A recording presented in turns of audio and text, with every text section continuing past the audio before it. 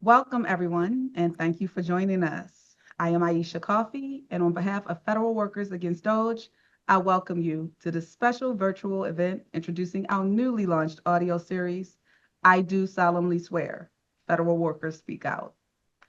Tonight, we'll hear short excerpts from the series, dedicated federal employees that have taken an oath to serve the American people with integrity, honor, and commitment to our democratic values. These are the voices of dedicated public servants who work tirelessly behind the scenes to keep our government functioning, our nation strong, and to provide vital services to everyone who lives here.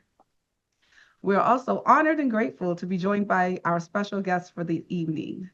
Representing Washington State, we have Congresswoman Pramila Jayapal, who serves on the House Judiciary Committee and who has been an unrelenting champion for federal workers' rights and government accountability and transparency. Representing Rhode Island, we'll have Senator Sheldon Whitehouse, ranking member of the Senate Environment and Public Works Committee, and a steadfast advocate in protecting the integrity of our federal workforce.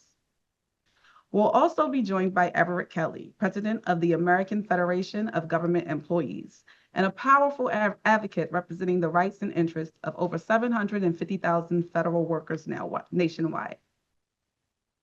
Finally, guiding tonight's interviews with Congresswoman Jayapal and Senator Whitehouse, we have Amy Goodman, acclaimed host and executive producer of Democracy Now!, Pulitzer Prize nominee, and renowned journalist, investigative reporter, and author. On behalf of Federal Workers Against DOGE, thanks to all of you for lending your time to join us tonight. And now, we'll begin with a fresh look at the series teaser, followed by an excerpt featuring an employee from the Internal Revenue Service who warns us of deteriorating data security. It's just a daily attack of unpredictability. Website has crashed. Every day at my office is like an 8-hour funeral. I really think that people are going to die. If hurricane tracking isn't being done, you're setting this nation up for just disaster, really. DOGE is meeting with our information technology team to share data across government agencies. That has not been done before, and that is really terrifying.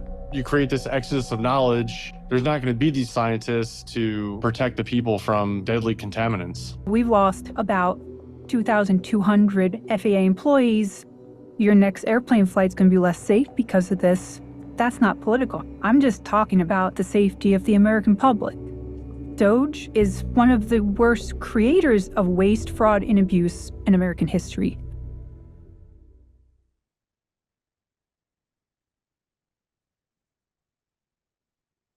We're now going to segue into our next excerpt featuring an employee from the Internal Revenue Service. Since January, we've seen unappointed employees coming from the Department of Government Efficiency into the IRS demanding to have access to sensitive systems and taxpayer data.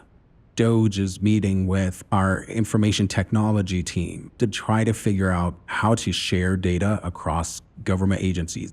But there has never been a sharing of taxpayer information between the IRS and the Department of Homeland Security until now. And the fear about that firewall being broken is because the administration is using DHS as their own police department, and they have these views of what that police department should do.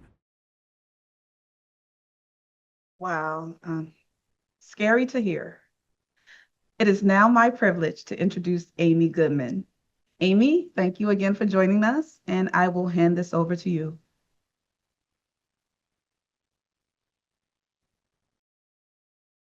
Thank you, Aisha. It's an honor to be here to interview Congressmember Jayapal as well as Senator Whitehouse. We're starting with Congressmember Pramila Jayapal, who represents Seattle and the surrounding area in her 5th term, the first South Asian American woman elected to the U.S. House of Representatives, and one of the only 24 naturalized citizens currently serving in the U.S. Congress. She serves on the House Judiciary Committee, House Foreign Affairs Committee, House Budget Committee, was a former head of the Congressional Progressive Caucus, which represents more than half the Democrats in Congress. And she's also championed legislation. I think this is extremely relevant to this conversation to address income inequality and expanded collective bargaining rights for workers. So Congressmember Jayapal, can you start off by putting DOGE in a larger context for us? Do you think this is about making the government more efficient? There's always ways to trim that makes things better. Or do you think this is a way to weaken the federal government and punish unionized workers? While Elon Musk, the former head of DOGE, just got another massive Pentagon contract. Amy, thank you. Thank you for being here and for, just moderating this discussion. It is so important. And what these federal workers are doing is absolutely critical. It is courageous. It is brave. It is important that the American public understands the effects of these mass firings and the destruction of these agencies. To your question, DOGE is, I call it the Department of Greed and Ego, because it is not about waste, fraud, and abuse. There is waste, fraud, and abuse, of course, everywhere, and we could certainly go after it. I would venture to guess that we should go after the Department of Defense, which has these private for-profit defense contractors.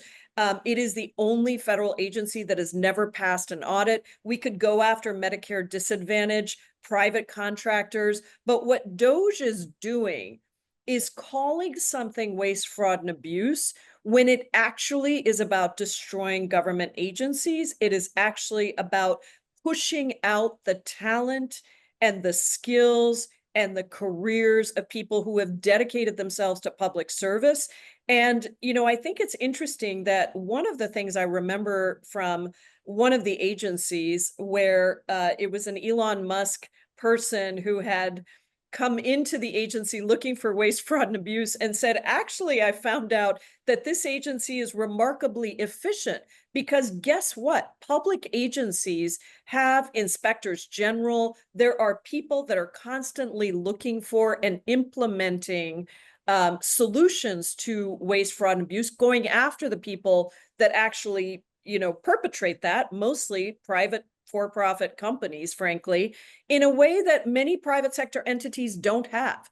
So I think it's important to remember that government agencies, while we always have room for improvement, what DOGE is doing is destruction, kicking out people who have tremendous expertise. And when we kick out those federal employees, whether they're at NOAA, whether they're at the FAA, whether they're at Health and Human Services, we are taking away the people who are serving the public, government employees that are serving the public. So, and we see it with the so-called savings that DOGE reports. There are so many holes throughout all those savings. There are savings that are claimed that were never savings. There are savings that, that are in every way you could poke holes in what they're producing. So this has been about the destruction of government agencies and government agencies that serve the public.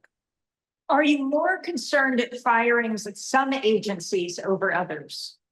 I'm concerned about firings everywhere because every agency has federal employees that are serving the public. So whether it's at the Department of Education, whether it's at a public safety, NOAA is around public safety, getting information to folks that are in disastrous flood zones, for example. I think there are different facilities that each federal employee plays. They're all important.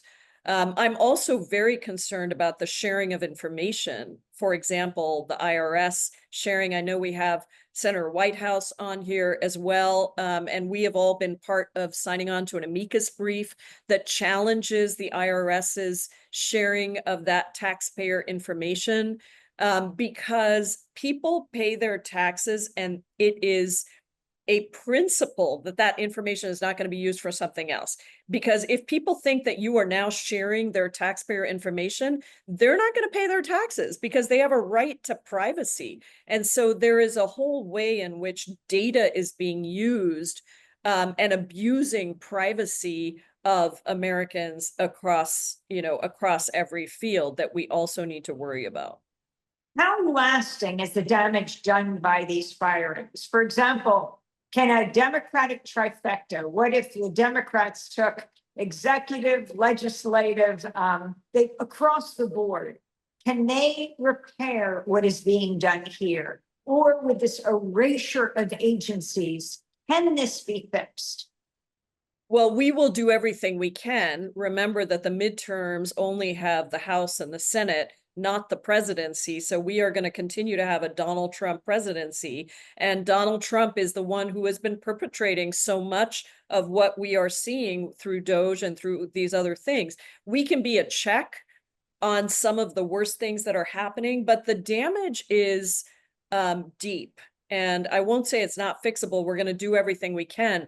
But when we lose talented federal employees, when we fire people who are doing the work, people have to remember that their Social Security checks are processed by people in these agencies. Their education grants, whether it's for Head Start or whatever, is processed by people in these agencies. The NOAA workers, the FAA workers, they are protecting public safety every single day. And if you get rid of all those people and you destroy the functioning of those agencies, not only do you have to catch up, but you've got to rehire people, you've got to rebuild knowledge. And I think it is a level of destruction that is going to be extremely difficult, particularly when you consider that Trump is going to be president for another 2 years. Very important that we win the midterms back so that Democrats can start to protect against some of the worst things that are happening, but also critically important that we stop it now. And the way that we stop it now is through the American public's speaking up. Let's say you're not a federal worker, but you're deeply alarmed at the abuse of federal workers, and you want to fight back. You, before you were a Congress member, you certainly were an organizer. What do you recommend that people do? Well, I think we really need people to speak up. I think the clip that we heard where somebody says, they're trying to see what they can get away with. I think that is very true, whether it's sending masked men into the streets to kidnap and disappear people, or whether it's firing huge numbers of federal workers and destroying agencies. They are testing whether the American public will stand up. So I would say stand up and fight back through your storytelling. And that's why this project is so important, and it's why AFGE, and I'm grateful to President Kelley for his work and his members' work. It's why it's really important that people stand up and tell their stories. It's why it's important that people write op-eds, letters to the editor, op-eds about what your federal employees and your government agencies do for you. And also why we have to continue to develop our understanding of how we fight back against Democratic backsliding. And Amy, I do a resistance lab training that we've trained over 11,000 people in all 50 states already on how you stand up to a dictator and an authoritarian. And people can sign up for that too. This is all about using your power in every platform that you have. In your church groups, in your neighborhood groups, talk about what's going on, because the more we can talk about it, the more we can fight back with court cases, the more we can tell our stories, the more we can organize power of the people. That is the way that we fight back against these actions. Congressmember Jayapal of Washington State, of Seattle and the greater area around it, thank you so much for being a part of this discussion. Thank you, Amy. We're going to turn now, I believe, either Aisha or I will be introducing yet another worker, a worker from the Environmental Protection Agency. I spent about 6 years in the military, and I got out to go back to school. I realized I wanted to get into environmental science. Since the Trump administration has arrived, it's just a daily attack of unpredictability. They're slashing government funding, firing career employees. Why are we cutting all these employees? No one can give us answers.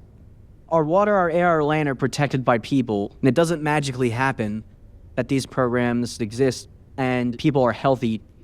you create this exodus of knowledge, there's not going to be these scientists to protect the people from deadly contaminants.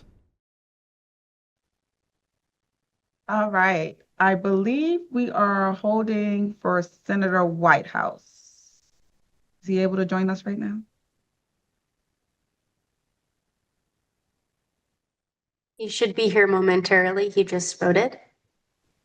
Ah, yes, my apologies. I totally forgot. There is a live vote happening right now. So we may have to wait a few extra moments for Senator Whitehouse. That's okay, though. Next, we will roll into our next excerpt, which will be an employee from the Federal Aviation Administration. This one is really poignant, so I guess we can take it away. We say at the FAA that our rules are written in blood.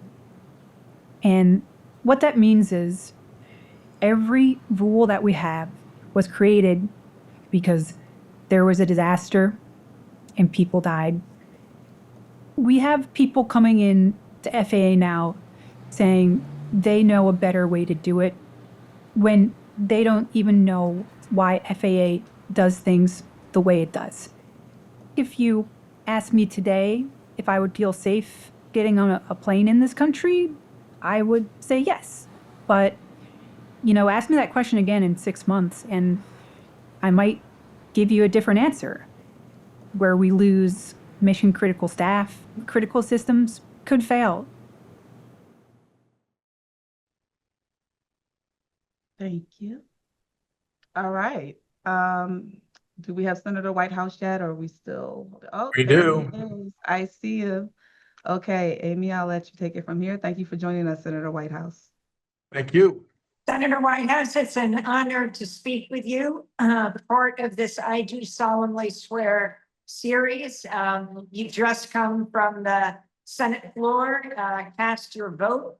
Now we want to talk about some of the clips we just heard, stories you're hearing over and over again. We just heard before a worker at the IRS, and then the Environmental Protection Agency, and then the FAA. A number of the people who were recorded had not yet lost their jobs, but have since they have been recorded.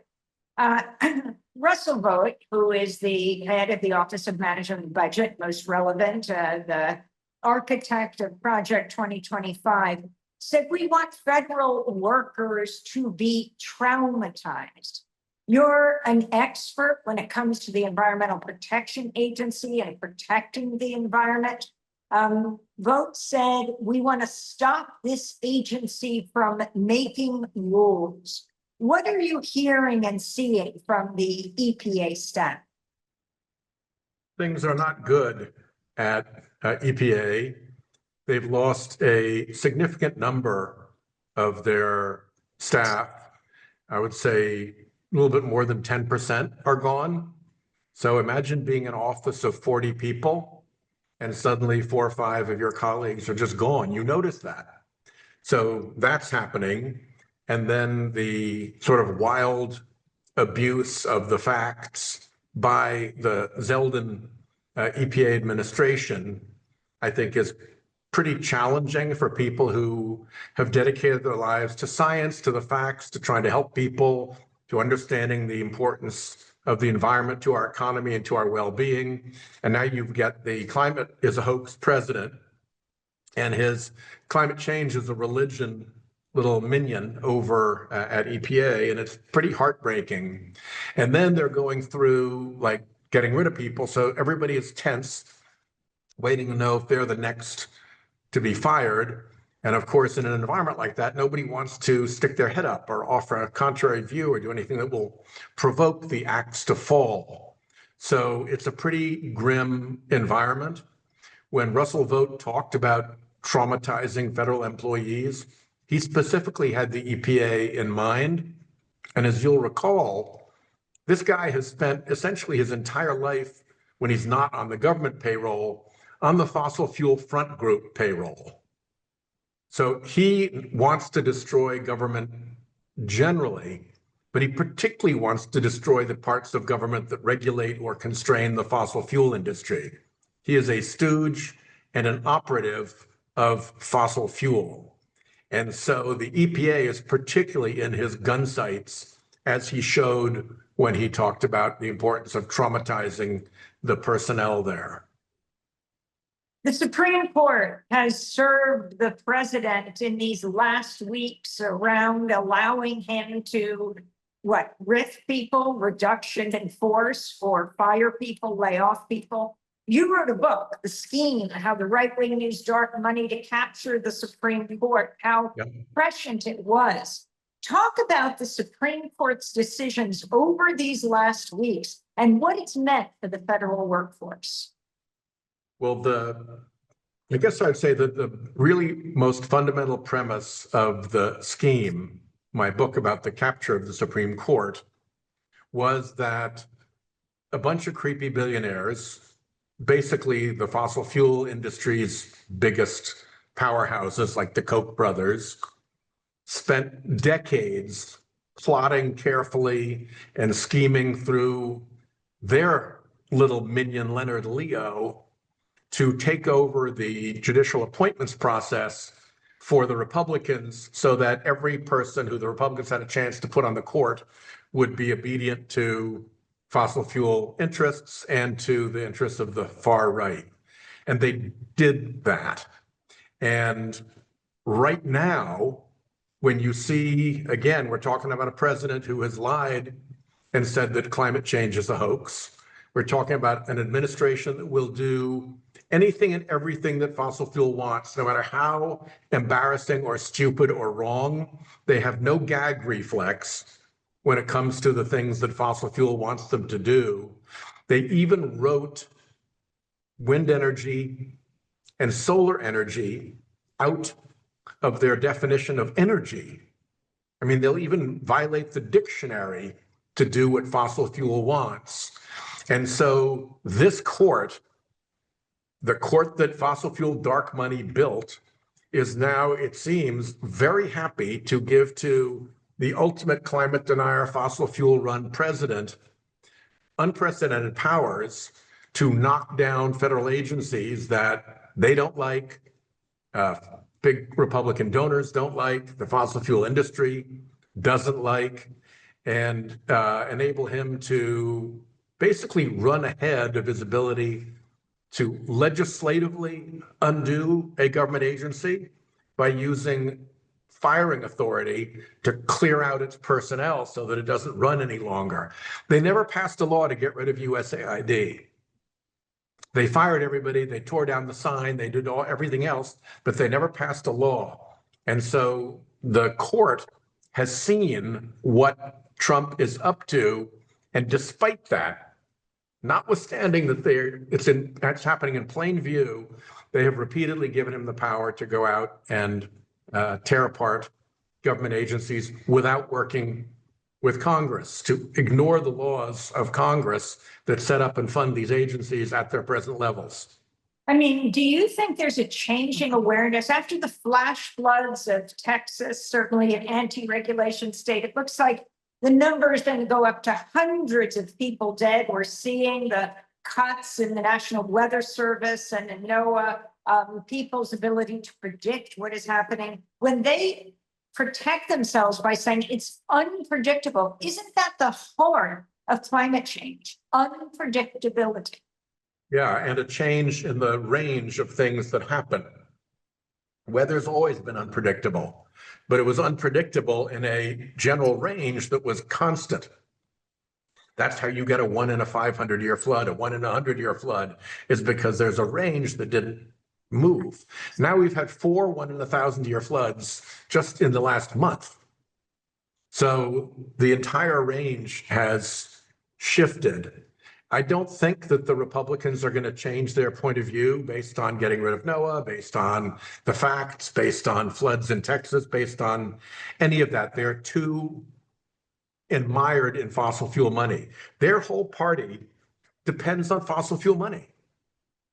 Without it, the party basically vanishes. And it's not just the party itself, it's not just the candidate itself, it's the whole array of front groups through which the fossil fuel industry operates and supports the Republican party. So there's this enormous ecosystem of basically fraud and influence.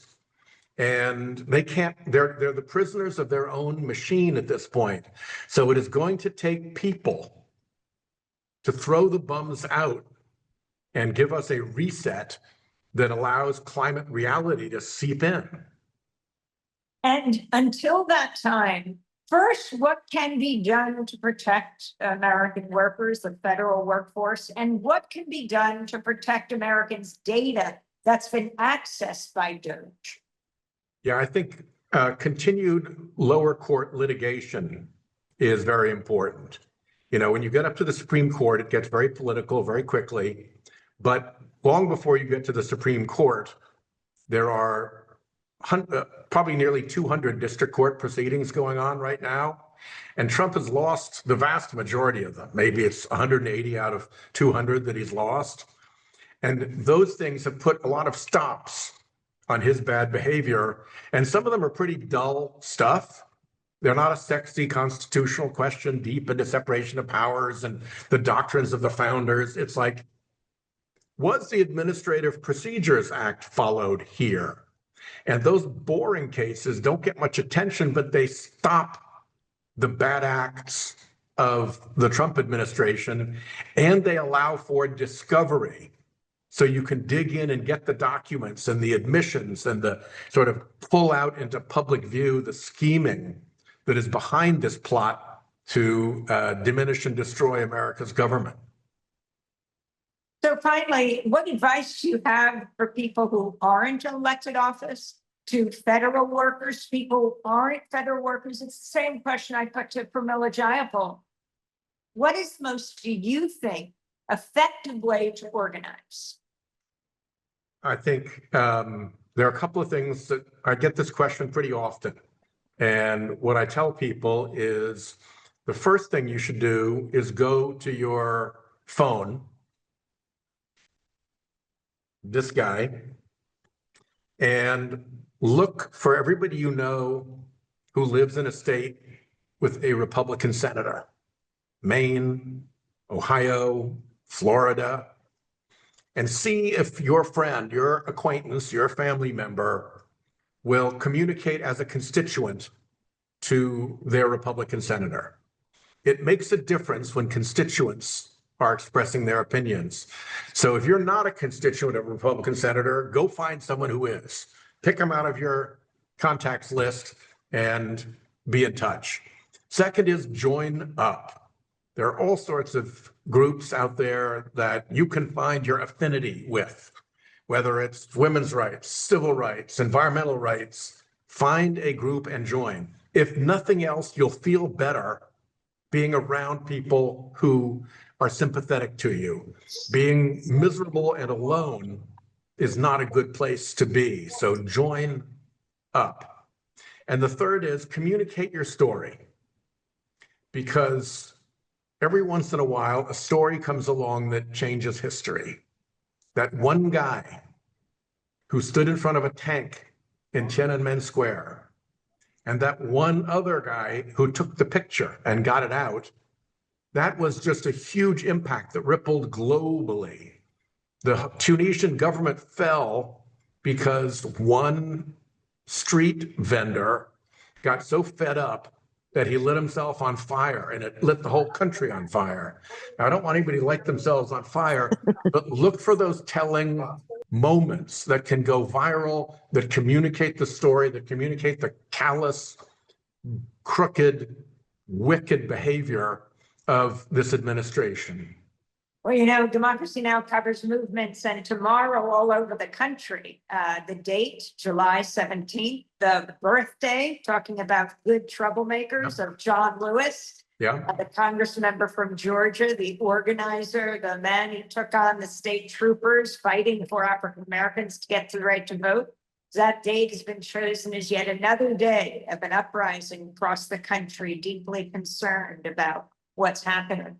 Senator Whitehouse has been honored. I'd add to your list that Bill McKibben and a whole bunch of the environmental groups are also organizing Sun Day to celebrate solar power and that we don't need to do fossil fuel any longer. So there are going to be moments like that where you can participate with other people and send a strong message. So join up, sign up, show up, and speak up. Senator Whitehouse, thanks for being here. Thank you Aisha, so much. back to you, Aisha. Thank you, Amy. And now, please join me in welcoming Everett Kelley, President of the American Federation of Government Employees. Over to you, President Kelley. Okay, thank you. First of all, let me just make sure that I'm muted.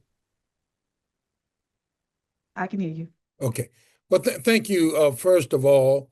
And I am Everett Kelley, and I serve as the National President of the American Federation of Government Employees.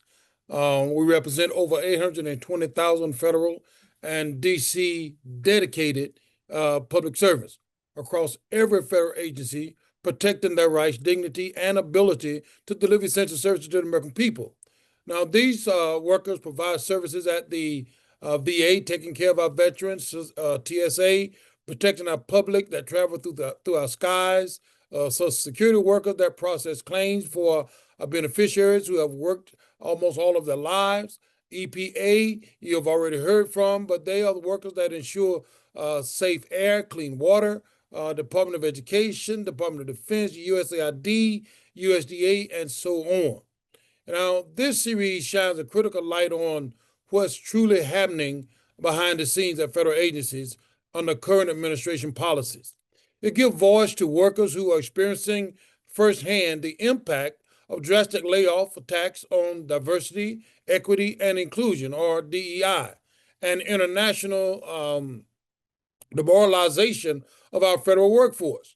Now, these stories must be told because they are directly illustrates on how policy aimed at dismantling the federal workforce hurt every American who relies on these essential services. Now, through the powerful individual stories from employees at 12 agencies, we are hearing directly how their workplace and their ability to service the public are being dismantled, right? Each story stands alone, yet collectively, they paint a devastating picture of the erosion of critical public services that protect our health, our safety, and our national security. Now, this harm, it isn't hypothetical as some might assume. It's already here.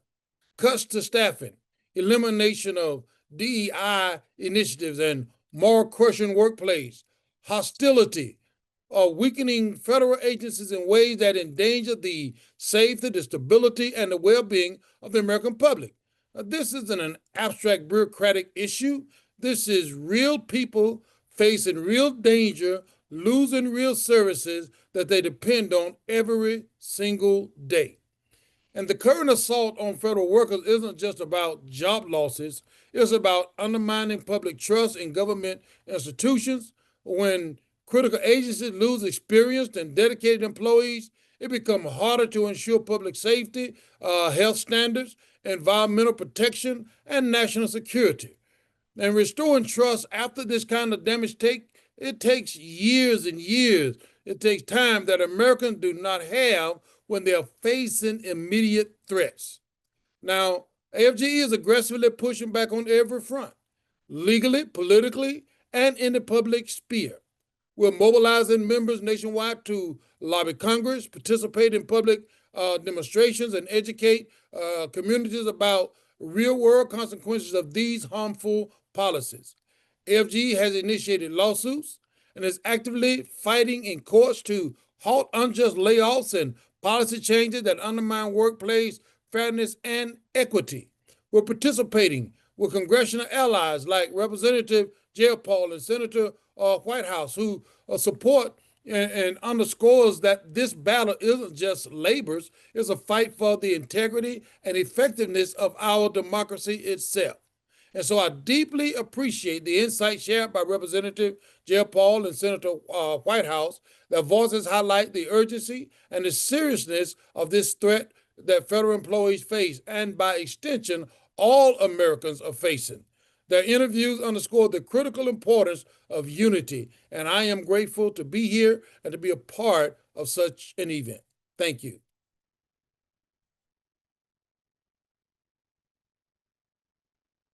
Thank you again, President Kelley. We'll now open the floor for a broader conversation, joined by President Kelley and Maxwell Rowshandel, a former employee of the Centers for Disease Control and Prevention's Division of Viral Hepatitis, and a former presidential management fellow who now works in children's health advocacy.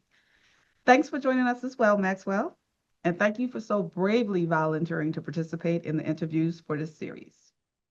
Thank you for having me. And thank you, President Kelley, for being here. I am a dues-paying member of AFGE, so great to see you. Good to see you. All right. As we know, these interviews represent only one part of the resistance within the federal workforce.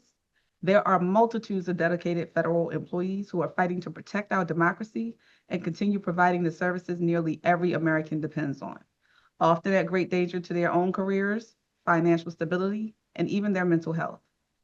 So starting with you, Maxwell, what challenges do you feel federal workers face in speaking out about their experiences and in resisting political pressure? And how can the public best support them as allies? That's a great question. And I'll say that leading up to, for me, being fired, being unfired, being refired, being re-unfired, that threat, even before I was notified, the threat of being fired makes it very hard to do your job. And especially for me and my colleagues, who some of our jobs, we might be the only person on that team. We may be the world's expert. Having that sword above your head is taxing. It is distracting. And especially when lives are on the line and you're protecting people, or even, getting information out to folks, that really, really grinds you down. So if you are a federal employee and have colleagues, if you have friends who are federal employees, even just supporting them, saying thank you, sending them care packages, just helping bear that mental burden of, even if they don't know if they're going to be fired or not, or they've been riffed, but it's been injuncted and all that, that support absolutely helped me and absolutely is helping current federal employees stay in their jobs and do this really vital work. Thank you. Okay. My next question is for President Kelley. During these past 6 months, federal employees have been thrust into the proverbial spotlight, though it seemed more like a guillotine than a welcoming stage. And for the first time in nearly a century, even individual rank and file federal workers, historically a nonpartisan workforce, are being placed under magnified political scrutiny from both this administration and the public. In your opinion, how can federal workers continue to serve the public with integrity, as they swore to do, even in the face of increasing political and public scrutiny? And that is a great question, and I appreciate that question because I'm proud, as the president of the American Federation of Government Employees, to represent 820,000 dedicated workers that have been going through scrutiny, been called names, you name it, but nevertheless, never, ever turning away from their mission. They will always perform. They will always, because they are patriotic and they believe in what they're doing. So, I am proud to represent these employees. They will never, ever not do their job. They will never, ever not provide the services that the American people are depending on every single day, because they know these are their mothers. They know these are their fathers. These are their grandmothers, their relatives. These are their neighbors, and they take pride in doing that. That's an excellent answer. Thank you. Okay, just one more question, and it's for both of you. And it's a slightly tricky one.